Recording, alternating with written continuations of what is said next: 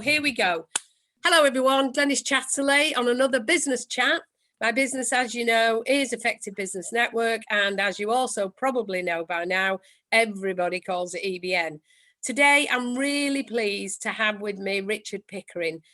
Richard Pickering has a slightly unusual company, and so I thought you might be interested in hearing from him. So Richard, tell us a little bit about what you do.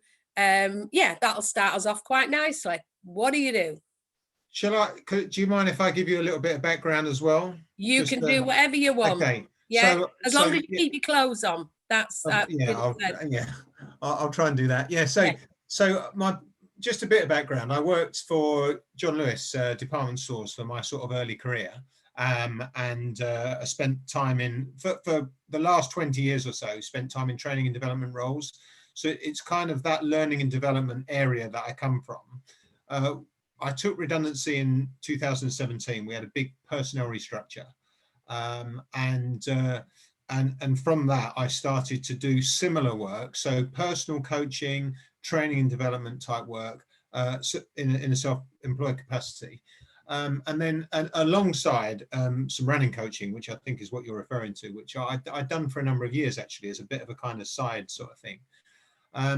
So I've done that for the first couple of years, and then last year I just decided, do you know what, I need to really focus on this running area. I've spent time in the last year focusing on running coaching, but also bringing in my coaching experience of personal coaching, so that I'm helping people with the psychological side as well, something I call healthy mind coaching. So I write training programs for people who are training for events, or they're experienced runners who want to step up a level, but also I deal with the stuff that is off the track or road, as you might say, anything that might be any issue that might be affecting performance, either directly or indirectly. Fantastic. And so you have you always run yourself? Well, I say always. I've run for about 20 years or just over that, but I used to, in my early 20s, I played a lot of football, and I did run, but I only really ran for fitness. So I was more football than running. And then probably about the time I was in the twilight of my football career, I got the opportunity to take part in an athletics competition for John Lewis, and we won, and I was okay at it. And it was that kind of tipped the balance. So I started running a bit more, and then as I was I had a bad injury playing football, and it was that period where I kind of shifted from playing football and into more running, and then it just became more and more a central part of what I do, really. So are you one of these people who's run about 700 marathons? I've done 17. Wow. Yeah. So there are definitely people who've done a lot more, but there are probably the majority of the population have done none. Well, I did one when I was in my 50s, and at some point I'll do what I did in my 50s session. But I fell at 11 miles and went down on one knee and completely annihilated my knee. So I've never actually finished the marathon. But I had so many people who said to me, I couldn't even have done 11 miles. I mean, but I just worked on the principle that if I did the marathon, I set out a distance between where I live and the M25, and I'm not that far. And I thought, well, all it is walking to the M25 and then walking back, because it's about 13 miles from me to the M25. Yeah. And if I just keep putting one foot in front of the other, I should get to the end. And also, I never said I'd run it. I said I would do it. So I felt able to walk, jog, trot, do whatever I could. So for people that you train, what's the sort of biggest event that you've trained somebody to run? I guess the London Marathon is always the favourite. I've trained quite a lot of people for marathons in general, but I suppose London is the big one. In terms of distance, there's a marathon in South Africa called the Two Oceans, which is just over 35 miles, and I've coached Wow. someone to run that. So that's anything over a marathon is known as an ultra race. Right. So I've coached a couple of those, but yeah, the Two Oceans was probably the main one, and then yeah, quite a lot of marathons. Funnily enough, I'm talking to you, and one of my neighbours is just going out for a run. I can see him out the window. But yeah, and then I've coached an athlete who is quite a high standard and has run in what's known a big race called the National Cross Country, where she finished 20th woman. And she's done it several times, but that's her best position. But and this is a top quality cross country race with about 900 competitors. So Wow. 20 is pretty useful. Wow, that's fantastic. So if you were, it's I sometimes I ask, well, why'd you do this rather than something else? But from what you've said, it's obvious why you do this instead of something else. So what would you say if I was saying to you today, I'm thinking of starting running, and just to get it clear, I won't. I don't do running. I do all sorts of exercise, but I have friends who are daft on running, and I just don't get it. And I think when you have to have an exercise that you enjoy, or else those days when you really don't want to do it, you're really not going to do it because you don't enjoy it anyway. So if I were, though, let's live in that fantasy land for a moment. Yeah. What would you say the top three things that you would give me as tips? Yeah, it's an interesting what you said in your introduction there is probably one of them. I think mentally you have to be on it. If you're not, exactly what you said will happen. So when it's cold and rainy and you need to go out for a run, you will probably not go. Yeah. You really need to be, you know, mentally on it and ready to commit to it. My other thing is there's no quick fix, and this is true of a lot of things I think in life. I think you've got to work hard at it. You've got to be prepared to be committed, put the work in to get any sort of result. And I think probably like a lot of things, but as sports go, running's a little bit relentless in that you have to put in a lot of work for a very small gain. Yeah. You tend to improve quite quickly to start with.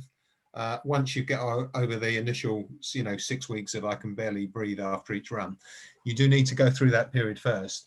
But you do tend to improve quite quickly, but then you probably plateau after a while, and then improvement then is quite incremental.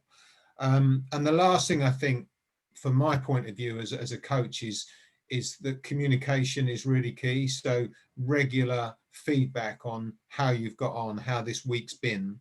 Because if I'm writing a program for your next few weeks and I don't know how this few weeks has gone, then it's hard for me to pitch it at the right level for you. And the reason I need to do that is because the increases in volume and capacity need to be incremental as well, so that you stay healthy, because that is key. Avoiding injuries. It's much better to end up on the start line slightly undertrained but healthy than I trained and did everything I had to do, but I'm carrying a bit of a niggle. Yeah. So that's my philosophy, and I'll always aim for healthy first. Yeah, I think it's also that people don't realize how small the improvements can be, and that you have to monitor yourself as well. I noticed yesterday I was doing a workout, a weighted workout, and I noticed that I could pull my knee in closer to my body than I had been able to, because I was more flexible. So but it's I think I read somewhere recently from someone, and it's probably somebody famous, and I won't be able to remember it because I'm rubbish at that. It said that something like commitment is when you do something that you really don't want to do when other people are not looking. Because it's dead easy to go, I'm going to go and do that and with somebody, or I'm going to go and do that, and then somebody says, did you do it? And you go, yeah, I did it. And you only did it because you knew you were going to have to tell them. But I guess whatever gets you off the couch and gets you moving, it's and are there people that you would say don't run, don't do that? What, like don't ever run, you mean? Yeah. Yeah, Yeah, there are. It's not everyone's cup of tea, and that's fair enough, like any sport, I suppose. I think some people might be at a disadvantage physically, that it would be quite difficult for them to start, and that's acceptable. On the other side of the coin, there's a lot of people who will say things like, I can't run for a bus. But actually, if their children were in an accident 2 miles away, they would be able to get there, you Yeah. know, they would be Yes. able to run. So you know, in some respects, people do use it, they do make a bit of an excuse, but there are, so most people can run, but there are definitely some that can't. Yeah. Yeah. And it's not everyone's cup of tea, and that's fine. I think one of my beloved's relatives, he's a keen runner.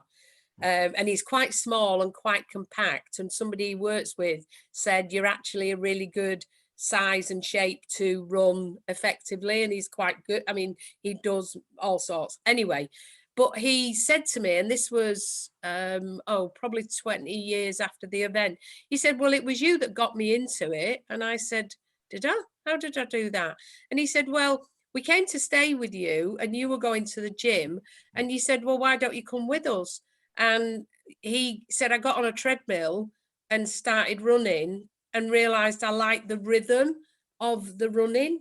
And then he immediately went and joined a gym near where he lived.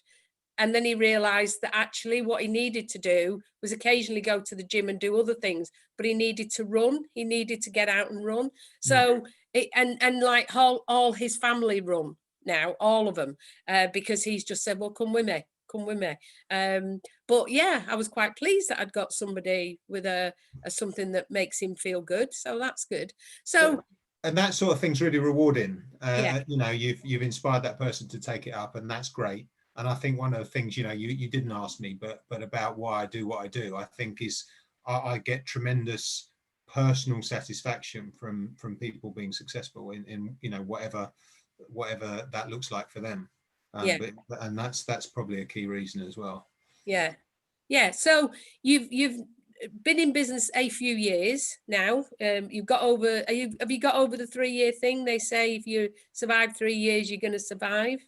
Well, yeah, great. I didn't know that, but yeah, I'm just over 3 years, so perfect. Yay! We'll have a cake. Yeah, We'll have a cake. We'll arrange a cake exactly. straight after Yeah. this. I'll be on the phone and organise that. And we can stay where we are. We'll just send it to 2 different houses. There you go. Sounds good. There you go. Or I could eat it and Zoom and you could watch. No, that's not going to happen. So tell me, having set up in business, now become quite settled and established, what advice would you give to somebody who was thinking of setting up a business? Yeah, I've related this to training for a marathon in a way, in that I think there's loads of people out there with loads of good advice, you know, and some of it possibly not so good. But my view is that you can take all of it on board, but you have to, in the end, pick the bits that work for you. Yeah. And I think you don't need to have everything in the right place, working as it should be immediately. I don't think that, because if you do that, try and do that, I think you might not ever get started. Yes. So for me, there's something about getting started and letting it grow organically. You know, it will evolve into what you want it to be. And as I say, take advice on board, but someone else's way of doing things is not necessarily right for you. Yeah. So it's about picking your own route, and I guess not being afraid to take a risk here and there.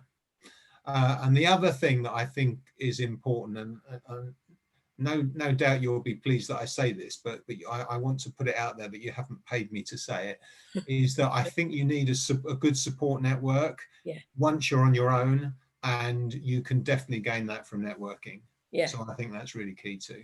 Yeah. Because it's and I probably say this pretty much on all of these, it's a very lonely place being self-employed. You know, there's nobody that is obviously somebody you can go to ask advice.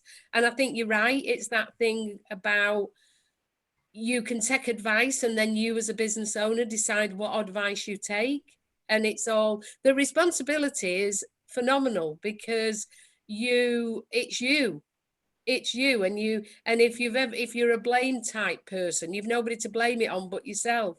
And so you have to go, I'm responsible for this. And I think that can be quite scary for some people. You know, I love being self-employed. Just love it. My beloved, and I probably say this every time, but he always says, you never did bosses well. Because I always had an idea of how we could improve it, or, you know, do it differently, or not do it at all. But now I can make that decision. I can pull the plug on something. I can say, no, that didn't work. Or that worked really well and I wasn't expecting it to.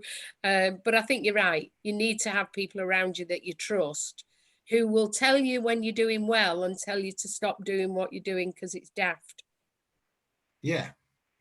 And at the end of the day, you still have the choice whether to take that on board or not. Yes. Great. Yes. Yes. And you can, I think also that I like the freedom of being self-employed. I can do what I want when I want to do it. And yes, I had, in every career I'd had a degree of flexibility. And if I didn't, I made it. But the being self-employed, I can work on a Sunday or not. I don't work weekends now, and it's sort of a really hard rule that I break rarely. I don't work weekends. I might be thinking about work, but I don't work weekends, because I've done all that. I'm at a point in my career where I don't work weekends, and also nobody rings me up and says I've got to network now. Whereas I think in some industries they can, you know. So do you get people who ring you up and say, I've just fallen over, what do I do now?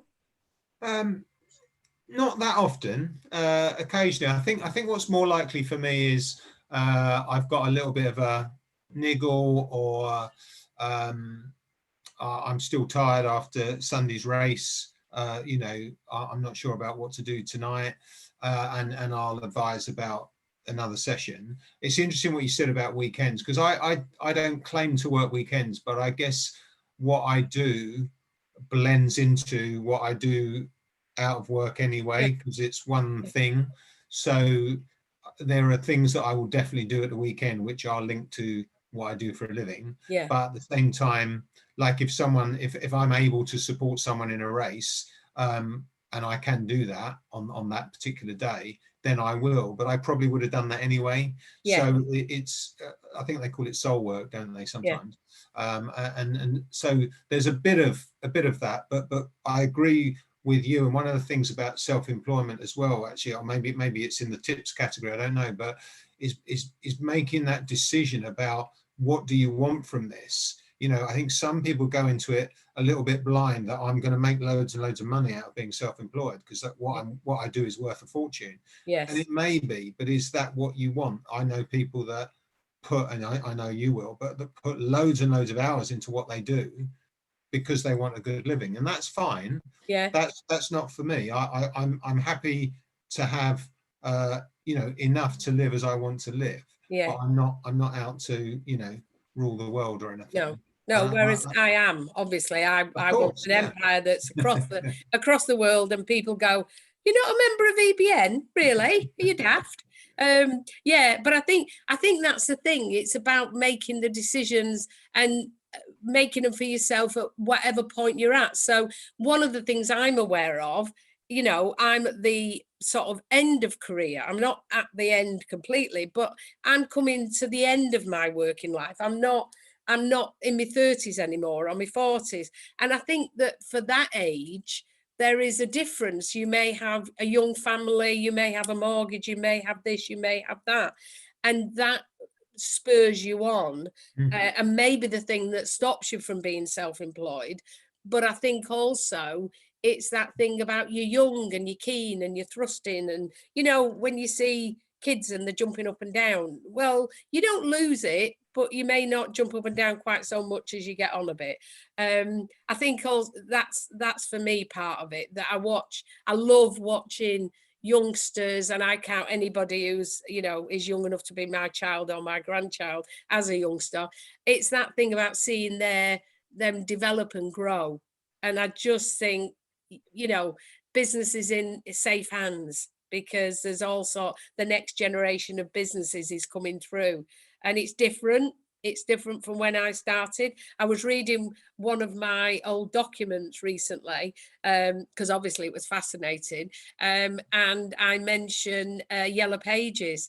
And I thought Yeah. to myself, I need to, when I get a reprint of that, actually change it perhaps to Google. Other platforms are available. But I think new people, younger people, bring in a perception of life and an understanding of life, and skills that not necessarily myself as an older person has, and that's always exciting, you know. I agree, definitely. Yeah. So what sort of, talking about that, what sort of ages do you train? I don't mean could you, because I'm assuming you can do any age, but what ages do you do? What range do you do for customers? Oh, that's a really interesting question. I have worked with, I haven't got any at the moment, but I've worked with young athletes of about 15 and 16. Wow. So that's probably the base age I've worked with. And I have worked with a guy who just happens to be the UK all-time fastest marathon runner for a vet 60. And he's Wow. three. And I've worked with him as well. So there's quite a band of age Yeah. and ability as well. Yeah. And for me, it's not necessarily about how good you are. It's more about the level of interest and commitment to improve that excites me. Yeah. So I don't mind if you're hoping to run 5 hours for a marathon for the first time or under 3 hours, and you can tell that's quite a gap in ability.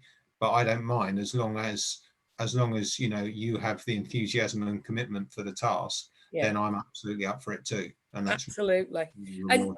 what's the thing, before we sort of finish, what's the thing that about you that you would think that I might not know from looking at you, or that you think actually that's quite interesting about me? What thing have we got? What thing would you tell me? Okay. We can I'm see not, that you're a dad because you've got your thing yeah, saying yeah, that, I- but yeah, I, yeah. Well, maybe that's it. I became, because you spoke earlier about, someone who's younger, who's got young children, and I had my daughter later in life, I suppose.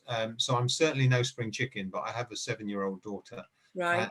Yeah, she is probably my look, I suppose, little miracle in a way. You get to a point when you think that, yeah, okay, that's not going to happen for me. That ship's sailed, and that's fine, Yeah. and you get used to it. And then, I met my partner later in life, maybe, and yeah, along she came. So that's amazing. Wow. Yeah, the other thing I did a few years ago when I was still with John Lewis was I ended up being on TV and BBC Breakfast. They were doing a piece on people who'd had time off, and John Lewis offer this amazing 6 months leave if you've done over 25 years service, which I did. And so I went on to BBC Breakfast and talked about it, and it was awesome. What did you do for 6 months? I went well, of course, I had to run a marathon. So I ran a marathon in Honolulu, in Hawaii, spent about 10 days in Hawaii.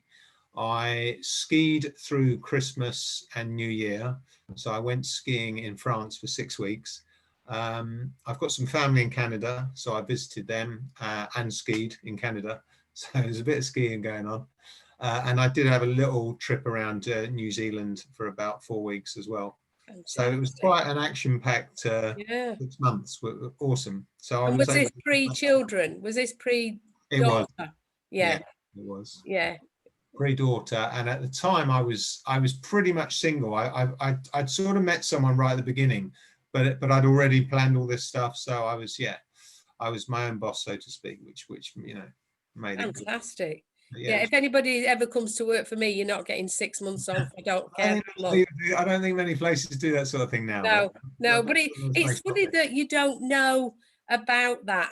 One of the ones I know is that that companies don't tell outsiders that, you know, if they like, what I know is, and this is a little bit out of date, so it might not be the case still, but Ford used to offer every employee, irrespective of um, grade, um, a certain amount of money, and it depended on which site you were on, not what grade you were, to do non-work related training. Brilliant. So when I had an interior design business, I used to go into Ford, the local one, and teach interior design to people who were never going to take it up. They just were interested in it, and we did playing with paint and did all sorts of crafty things, and it was great fun. But yeah, and nobody ever outside of Ford seemed to know about it, you know. So I'm surprised that John Lewis have not sort of trumpeted it more. I agree. I agree. And it started in the 70s, so it's been around a while. But Yeah.